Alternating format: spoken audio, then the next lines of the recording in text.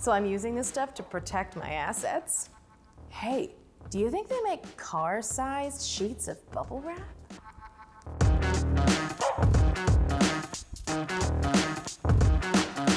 You know, I wish we lived in a perfect world. No wildfires, no earthquakes, no accidents, no problematic legal entanglements. But that's not the world we live in. Assets is a super broad term, but basically they're all the things we spend our time working and saving for.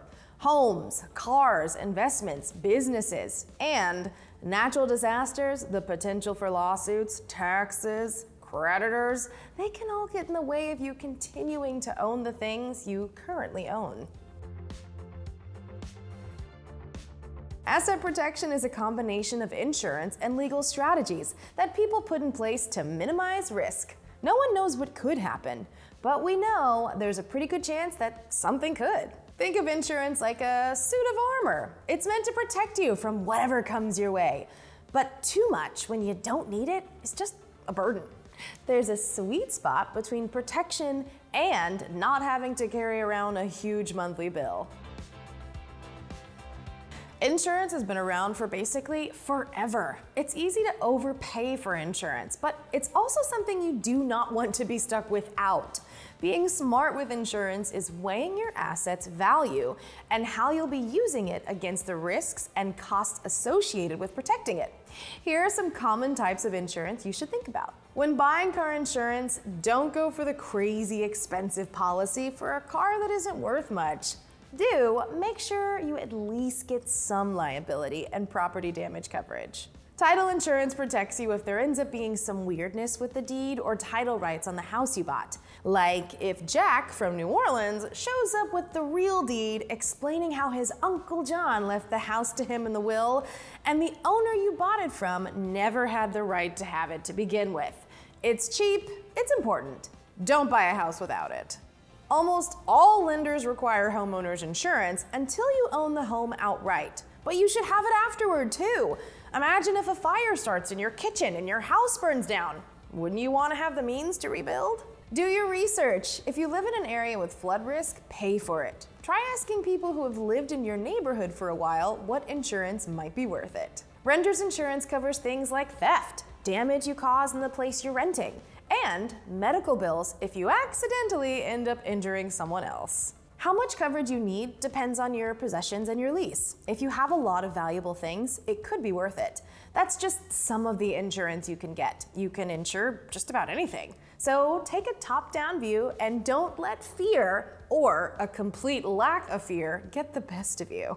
LLCs, or limited liability companies, are a type of company you can set up to house assets, whether those are investment properties or a business. In effect, they can plop your assets and liabilities into separate buckets. So if one umbrella of assets gets eaten up by a lawsuit or creditor, it's harder to get a hold of your personal assets and vice versa.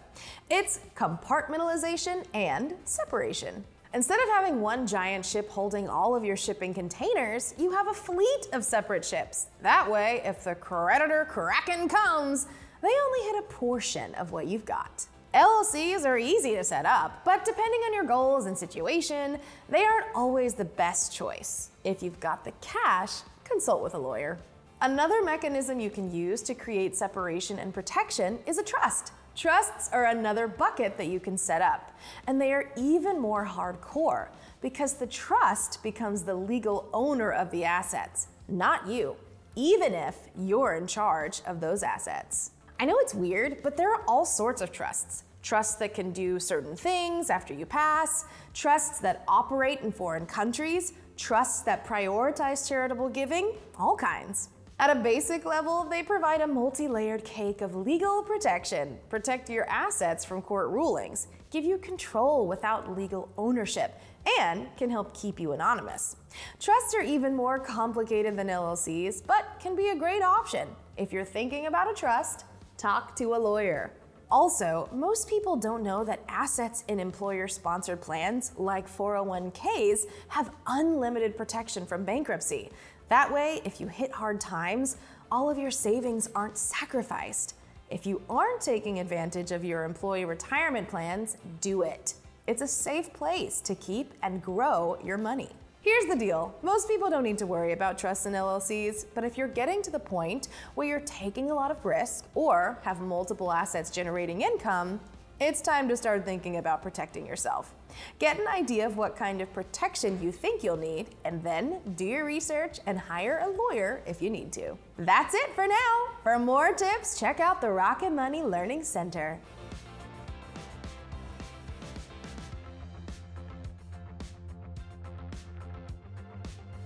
Thanks for checking us out. If you'd like to see more videos just like this, click right here. And as always, like and subscribe. See you next time.